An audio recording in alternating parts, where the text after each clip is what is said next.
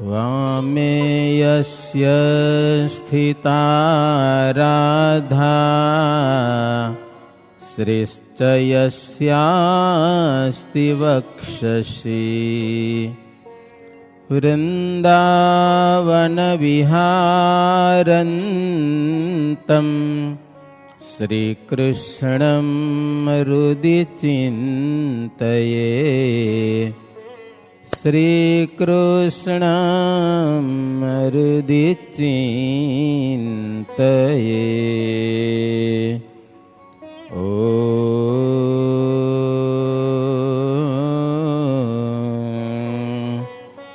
સર્વાવતારિણે શ્રી હરિ કૃષ્ણાય નમો નમઃ. ઓમ શ્રી ઘનશ્યામાય નમો નમઃ. ઓમ શ્રી સ્વામિનારાયણાય નમો નમઃ. સહજાનંદ સ્વામી મહારાજની જય. બધા જ મિત્રોને જય શ્રી સ્વામિનારાયણ. સ્વામિનારાયણ હરે. શેની વાત હાલે રી ખબર આપણે? ઈચ્છારામભાઈના સગપણની, લગ્નની, હગાઈની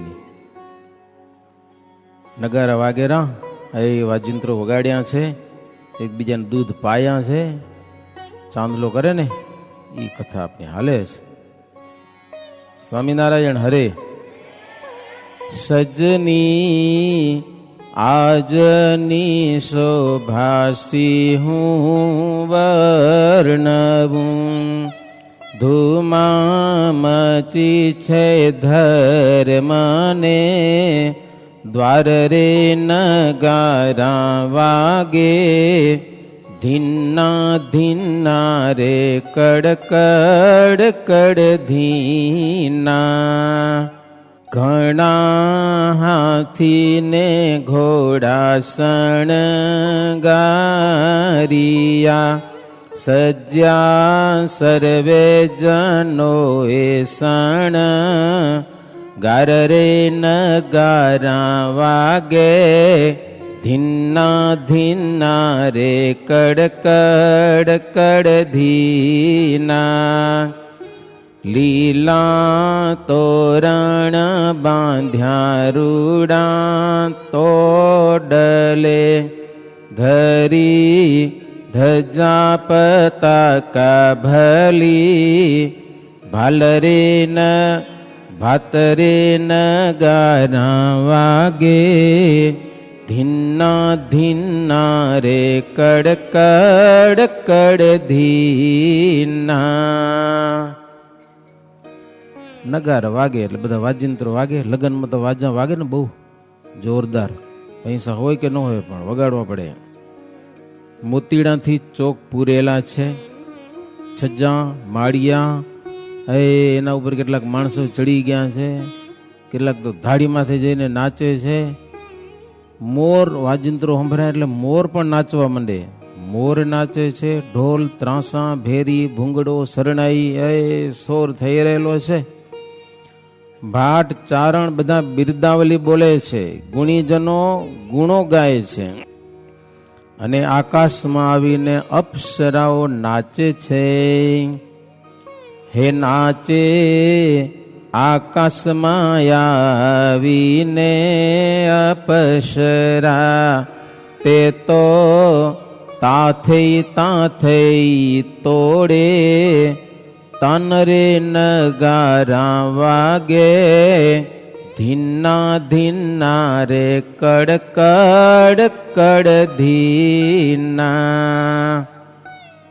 અયોધ્યા શહેરમાં બધો ઉત્સવ છે. એ લોકોને ખૂબ આનંદ થયેલો છે. જાણે દૂધના વરસાદ વરસે છે. ઘણા બધા માણસો આવે છે, જાત જાતની ભેટું લઈને ધર્મદેવની આગળ ભેટું ધરે છે. હાર તોરા ગજરા એક માલણ આવી મોટી છાબ ભરીને લઈ આવી, સરસ મજાના ફળ ને ફૂલ ને તંબોડી પાનના પડિયા લઈ આવ્યા છે. દોશીડો લખ્યું, દોશીડો એટલે કાપડને વેચનારો, કાપડીઓ કહેવાય, વાણીઓ કહેવાય. એ જાત જાતના સેલા અને પાક ને એ બધા લઈ આવ્યા છે. હીરા મોતી ઝવેરી શું લઈ આવે? હીરા મોતી લઈ આવ્યા. અરે એમાં કેટલું બધું ઘનશ્યામને માટે ઘરેણું આવ્યું છે. લ્યો, હારામાં હારી નંગજડિત વીંટી ને પોંચ્યું ને હોનાની હો હાર પહેરવાના, કંઠના હાર કહેવાય ને ખજૂરીઓ કહેવાય, આવું જાત જાતનું. પણ ઘનશ્યામ મહારાજને હાથમાં આપે તો જોઈ તજે છે તત્કાળ, નથી જોતું મારે. લ્યો એમ કે ઘનશ્યામ મહારાજ કાંઈ સ્વીકારે જ નહીં. એને જોઈને લોકોએ કીધું કે આ ગુણાતીત છે, માયાતીત છે, અને માયા નહીં લાગે. અને જો ઘરની માયા ઘનશ્યામને લાગી નહીં, 11 વર્ષના રાતોરાત ઘર છોડી અને પ્રભુ આવતા રહ્યા. તે દીથી લોકોને ખબર પડી ગઈ કે આ છોકરો માયાતીત છે, એટલે માયામાં ફસાશે નહીં. આપણે બધા માયામાં ફસાયેલા છે, સાચું કયો છે કે નહીં? માયામાં ભગવાન કોઈ દી માયામાં ફસાતા નથી. ગમે એવું સારું દાગીનું દે, પહોંચી વીંટી જી આવે ને હાથમાં લઈ દઈ દે પાછું, કે મારે કામનું નથી. સજની જે હું જાણું છું તે તને કહું, જેવા રૂડા છે ઈચ્છા રામ, ભાઈ રે વર કન્યા કેરી, જોવા જેવી રૂપાળી જોડ છે, એક એકથી ઓછું કે અધિક નથી, સરખી સદગુણની છે સર, સાઈ રે વર કન્યા કેરી, જોવા જેવી રૂપાળી જોડ છે. બે જણા નક્કી કર્યું હોય લગ્ન કરવું હોય, પુરુષ થોડો કારો તો હાલે, પણ ઘરવાળી કારી ભમ જેવી હોય તો કેવું લાગે? તમે કહો તો ખરા. જોડ બે હરખી જોઈ કે ન જોઈ? લોકો વખાણ કરે છે ઈચ્છારામ અને વરિયાળી બેની જોડ ગુણમાં રૂપમાં બે બરોબર છે. જગતમાં કેટલીક જોડ વખણાય છે, ઘણી બધી જોડ બતાવે છે. આ ગ્રંથ એવો છે કે એક એક ઝીણી ઝીણી વસ્તુના દર્શન કરાવે. એમ જોડ કેની હારામહારી ગણાય?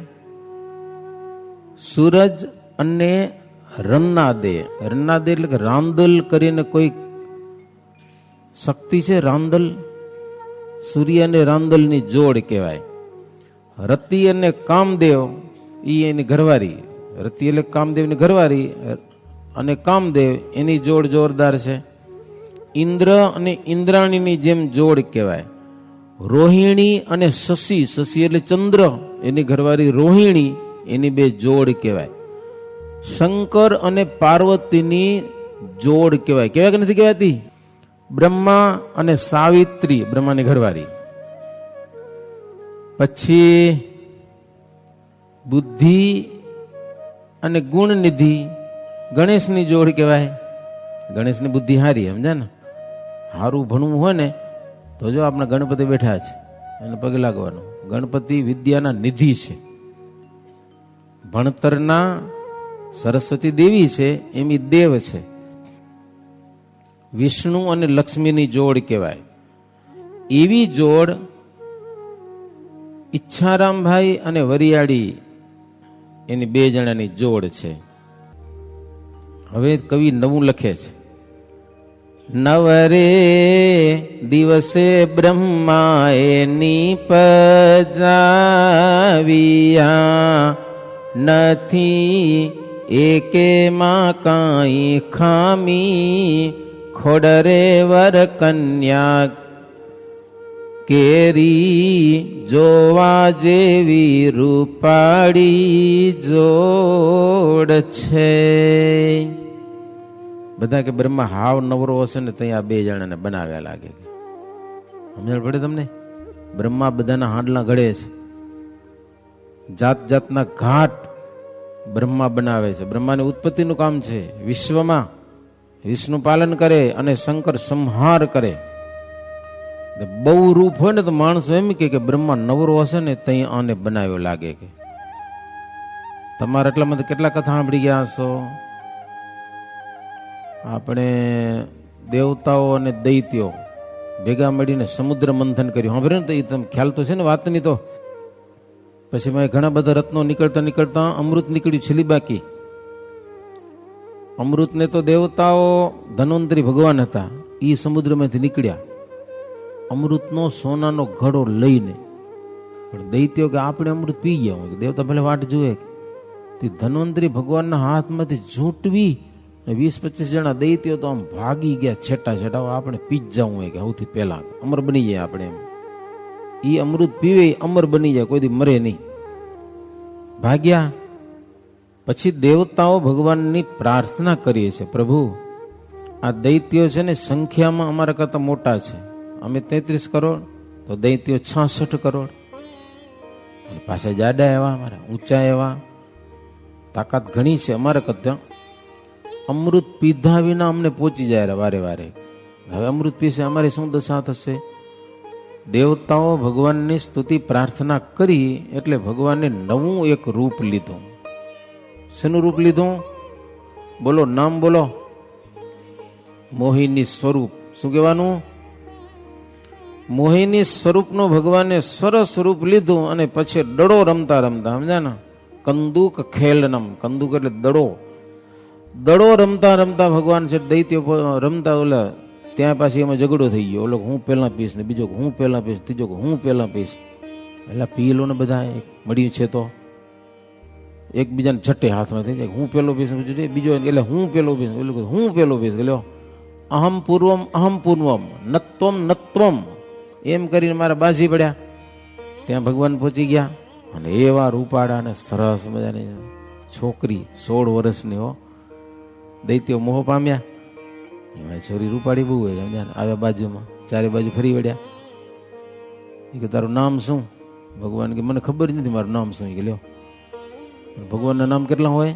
હરી તારા નામ છે 1000, કયે નામે લખવી કંકોત્રી. હજારો નામ છે ભગવાનના. ભગવાન કે જી નામે બોલાવો મને હાલે. કે લ્યો, ગમે એ નામે બોલાવો. કાનજી તારી માં કહેશે પણ ગોપીઓ કે અમે કાનુડો કેશું. અમે તો કાનુડો જ કેશું. કે લ્યો, ગમે તેમ હોય. એટલે ભગવાનના અનંત નામ છે. પછી દૈત્યો પૂછ્યું, પરણેલી છો કે કુંવારી? ભગવાન મંડ્યા હસવા કે પરણેલે છું ને કુંવારીએ છું. કે લ્યો, વર્ષે વર્ષે લગ્ન આવે. ખબર? તુલસી વિવાહ આવે. તમને ખબર? 5 દિવસ સુધી તુલસી વિવાહ. દેવ દિવાળી, પ્રબોધની એકાદશી કરી અને દેવ દિવાળી સુધી તુલસી વિવાહ ચાલે. કે લગ્ન કરું, પરણેલે છું, અને તમને કોઈને પરણવું હોય તો હું તૈયાર છું. ભગવાન તો તૈયાર છે ભાઈ. જેને પરણવું હોય એની સાથે લગ્ન કરો. એટલે તારું ઘર ક્યાં છે? કે ભગવાન કે જી મને બોલાવે ને ઘરમાં ઘૂસી જાઉં. એને વેસિયા કહેવાય. શું કહેવાય? ગમે એ બોલાવે ને પુરુષ એના ઘરમાં હાલે જાય. ભગવાન તો હાલે જાય કે ના હાલે જાય? બોલ્યા કે નામ ઠામ દેતી નથી. કે લ્યો, પછી મોહ પામ્યા ભગવાન મોહિનીના સ્વરૂપમાં. દૈત્યો કે અમારામાં ઝઘડો થાય છે, આ અમૃતનો ઘડો તું લે અને અમને પા. ભગવાન કે જો હું સ્વૈરીણી છું, મારી ઈચ્છામાં આવશે એમ કરીશ. હા, ઓલા કે ગમે તેમ તમને ફાવે એમ કરો, પણ અમૃતનો ઘડો લ્યો. હવે ભગવાનનો વાંક નહીં ને કેને પાવું હોય. પછી ભગવાન કે બધા બેસી જાઓ. કે બધા આવું છું કે પાવા. એમ કરી ભગવાન સિંહાસન પર જઈને બેઠા અમૃતનો ઘડો લઈને. ત્યાં દૈત્યોને શંકા પડી ગઈ કે આ કોઈક છોકરી દેવતાઓના પક્ષની લાગે છે. થોડાક જણા હતા ને, એ મારા પાછો ઘડો બાજુમાં રાખ્યો હતો ભગવાને, એથી ઉપાડી ગયા પાછો. લ્યો, તો બદ્રિકાશ્રમમાંથી નરનારાયણ ભગવાન ત્યાં કને ગયા હતા. નર ભગવાન જોઈ લીધું કે આ ભગવાન પાસે અમૃતનો ઘડો લઈ લીધો, એટલે દૈત્યોના હાથમાંથી ઝટી અને મોહિની સ્વરૂપ ભગવાન આપી દીધો. અને પછી દૈત્યો નર ભગવાનની સાથે મંડ્યા લડવા. પંગત ઉઠી ગઈ ને માથાકૂટ થઈ હતી જબરજસ્ત. એ લડવામાં રહ્યા અને ભગવાન દેવતાઓને કે મોટા મોઢા ઊંચા રાખી ખોલા રાખીને બેઠા, હું ડાયરેક્ટ રેડતો જઈશ કે. એમાં રાહુ નામનો એક દૈત્ય સૂર્યની ચંદ્રની વચ્ચે થોડીક જગ્યા હતી, મારો વેચમાં ઘૂસીને બેસી ગયો. એક દૈત્ય સમજ્યા, બીજા બધા લડતા હતા, એક ઘૂસી આવ્યો એમાં. આપણે અમૃત પીવું છે એટલે ભગવાન અમૃત પાતા પાતા ત્યાં આવ્યા ને એના મોઢામાં જેવું રેડ્યું ને બંને બાજુથી સૂર્ય ચંદ્ર કે આ તો દૈત્ય છે અને ક્યાં તમે પાયું. ભગવાન કે પંગતમાં બેઠો છે તો મારે પંક્તિ ભેદ તો ન કરાય ને. કેમ લાગે તમને? લાઈનમાં બેઠો હોય અને એકને દેવું ને એક ન દેવું તો સારું ન કહેવાય, પંક્તિ ભેદ કહેવાય. બીજી વાત, સૂર્ય અને ચંદ્રને છાનામાના બેહી રહેવું તો બોલવાની જરૂર નથી. ચાંચી કરીને આ દૈત્ય છે, શું ભગવાન નતા જાણતા? ભગવાન જાણે કે નથી જાણતા?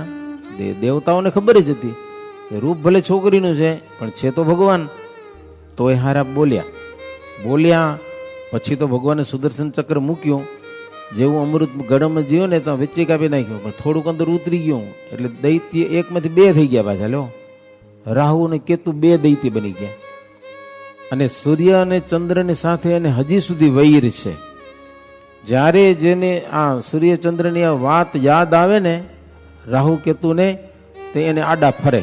બહુ મોટા મોટા ગ્રહો થઈ ગયા છે, આડા ફરે છે અસુરો, એટલે એનું ગ્રહણ થાય છે. સૂર્ય ચંદ્ર આડો ફરે ને આમ એટલે ગ્રહણ થાય. એનો પડછાયો આપણે પડે ને એ પડછાયો અપવિત્ર, એટલે આપણે ગ્રહણ પાડવું પડે. ગ્રહણના સમયમાં આપણે કોઈ વસ્તુને અડાય નહીં. ખબર આપણે ગ્રહણ હોય ત્યાં બધા અહીંયા બેઠા હોય, ગ્રહણ પૂરું થાય એટલે સીધા સ્વિમિંગ પુલમાં નાહી હબોળ પછી આપણે કપડાને અડાય, કારણ કે એનો ઓછાયો આવી ગયો. સૂર્ય ચંદ્રનો ઓછાયો આવે, ઓછાયો અપવિત્ર છે. અને અપવિત્ર છે એ પાછું વિજ્ઞાનની દ્રષ્ટિએ પ્રૂફ થયેલું છે, ધાર્મિકની દ્રષ્ટિ તો છે જ. સૂર્યનું ગ્રહણ હોય, ગ્રહણની સામે જોવાથી ઘણીવાર આંખીઓના તેજ હાલે જાય છે, ઘણીવાર ગાયો વગેરે પશુઓ આંધળા થઈ જાય છે. એટલો બધો અપવિત્ર છે એ રાહુ કેતુ ગ્રહ. એમાં શાસ્ત્રમાં લખ્યું જે માતાના ઉદરમાં બાળક હોય એને તો ગ્રહણ સામે જોવું જ નહીં, બાળક આંધો થઈ જાય. અને એ બનેલું પણ છે. છેલ્લી બાકી બહુ હોંશતા જોવાની તો કપડું આડું રાખવાનું, કાં તો કાંચ આડો રાખીને જોવાનું, પણ સીધે સીધું સૂર્યનું ગ્રહણ તો જોવાય નહીં, ચંદ્રનું ન જોવાય, કારણ કે પવિત્ર છે. આપણા શરીરમાં કંઈક એ નુકસાન કરે છે. તો આવી એક શાસ્ત્રોની કથા છે. દૈત્યો કે હાવ નવરો હશે ને બ્રહ્મા, ત્યાંને બનાવ્યું કે ને મોહિની સ્વરૂપને. અને રૂપાળો હોય માણસ તો એમ કે દુનિયામાં કે હાવ બ્રહ્મા નવરો હશે ને, એટલે આજે માણસો અયોધ્યામાં એમ કે ઈચ્છારામ અને વરિયાળી આ બે ને બ્રહ્મા હાવ નવરો હશે ને તઈ બનાવ્યા લાગે છે કે હો. જેમ કુંદનમાં હીરો જડાય એમ બેના રૂપ છે. જીવ અને કાયા એની જોડી કહેવાય, અંદર જીવ અને આ શરીર એની જોડી કહેવાય છે. એવી રીતે આ બંને દંપતી દેખાય છે, ઈચ્છારામ અને વરિયાળી. સુંદરીઓ હારા ગીત ગાયા છે અને ગીત ગાતા ગાતા આશીર્વાદ આપ્યા છે કે આ જોડી સદાયને માટે રહો, ધર્મ ભક્તિની સેવા કરજો, નિત નિત નવો નેહ રાખજો મા બાપને વિશે, અને દેશો દેશમાં કીર્તિ વિસ્તારજો, એ પરોપકારના કામ કરજો, સારો એવો વૈભવ પામજો. વૈભવ એટલે સુખ શાંતિ. ત્રણેય ભાઈઓ રામ પ્રતાપ, ઘનશ્યામ અને ઈચ્છારામભાઈ ત્રણેય ત્રિમૂર્તિની જોડ છે કે તેમાં કૃષ્ણ છે એ કાળ કેરા પણ કાળ છે. કૃષ્ણ એટલે ઘનશ્યામ, કાળના પણ એ કાળ છે. અને ક્ષર અને અક્ષરના આત્મા છે. કોણ? ઘનશ્યામ. એમ લોકો બધી વાતો કરે છે. હવે ચોથું પદ આવે છે, 3 પદની કથા થઈ. સજની છોડ ચંપાનો છોટો મેં દીઠો, જેનું નામ છે રૂડું ઈચ્છા, રામ રે સુહાગણ સજની, વૃષની વાડીમાં ચંપો મોરિયો. વૃષની વાડી એટલે ધર્મ પરિવાર. પરિવાર છે એક પ્રકારની વાડી કહેવાય છે. અને વાડીમાં સારો છોકરો થાય તો એને સારો સારો છોડ કહેવાય. કારણ વાડી કોઈ બગીચા હોય, સારો છોડ. છોટાપણમાં ચંપાની પ્રસરી વાસના કે હાવ નાનો છે, જે 1.5 વર્ષનો, છતાં પણ એની ગુણ અને કીર્તિ પ્રસરેલી છે. છેટ આંબલિયા ગામમાં પણ એની સુવાસ પહોંચી છે. છોકરો સારો હોય ને તો એની જે ગુણ કીર્તિ છે ને એ એનો સુવાસ છે. પણ હારો ચોર હોય, કાં તો ગાળું બોલતો હોય, કાં તો મા બાપની સામે થતો હોય, તો એની કીર્તિ સારી ગામમાં ગવાય નહીં. કોઈ છોરી ન દે કે તો ગાંડો હોય કે એમ કે શું કે એની મા બાપને ગાળું દેરો કે લ્યો કાંઈ ઠેકાણું નથી કે મેળ ન પડે મેળ એટલે કાંઈક ઠેકાણા મારા થાજો પાછા. એમ કથા સાંભળીને કોઈની ચોરી ન કરવી, ગાળું ન બોલવી, બધાની હાથે હારી વ્યવસ્થિત હળી મળીને રહેવું, માનવતાથી જીવે ને તો એ એક સરસ મજાની સુવાસ છે. ચંપો રૂપે ને રંગે દિશે રાજવી જેવો લાગે છે. ચંપો મનમાં ગમ્યો, મંછા વેવાઈને, માંબલિયાના મંછારામ વેવાઈને ગમ્યો. અને ચંપા જેવી એને સત્કાર કીધો, અને ચંપા જેવી સારી વેલડી અને વડગાડી એટલે પોતાની છોકરી વરિયાળી બા. ચંપો પૂરી મોટાઈ જ્યારે પામશે ત્યારે આખી પૃથ્વીમાં પ્રખ્યાત થશે. ચંપો ફેલાશે રૂડી ગુજરાતમાં, વળી સોરઠ માહી ભલી ભાત, સુહાગણ સજની, વૃષની વાડીમાં ચંપો મોરિયો. ચંપો માલિક થશે અડધા મુલકનો. એટલે 2 ગાદી છે સંપ્રદાયની, અમદાવાદ અને વડતાલ. વડતાલ ગાદીના ઈચ્છારામભાઈના દીકરા હતા. ઈચ્છારામભાઈના દીકરા શું હતા? રઘુવીરજી રઘુવીરજી મહારાજ, અયોધ્યા પ્રસાદજી મહારાજ રામ પ્રતાપના, અને રઘુવીરજી વડતાલ ગાદીના આચાર્ય થયા, ઈચ્છારામભાઈના દીકરા. અડધા મુલકનો રાજા થશે માલિક, અને કોટી જીવોના કલ્યાણ કરશે. આવા લોકો સરસ મજાના ગીતો ગાયા છે. છેલ્લી 2 કડી તમને સંભળાવું. સજની ભગવાન આ ચંપાના ભાઈ છે, જે છે દીના બંધુ દીના દયાળ રે, સુહાગણ સજની, વૃષની વાડીમાં ચંપો મોરિયો. પ્રેમે તે પ્રભુ આ ચંપાને પાડશે, વાલો જે છે વિશ્વ વિહારી, લાલ રે સુહાગણ સજની, વૃષની વાડીમાં ચંપો મોરિયો. શુભ સગપણ એવી રીત કીધું, જમણ સુમૈષ્ટ જમાડી માન દીધું. પછી હળી મળીને સગા બધાયા, નિજ નિજ ગામ જવા થયા વિદાય. બધાને જમાડ્યા હોય, મજા આવી ગઈ, હગાઈ થઈ ગઈ, ચાંદલા થઈ ગયા, દૂધ પાયા બધાને. પછી બધા માણસો પોતપોતાને ગામ ગયેલા છે.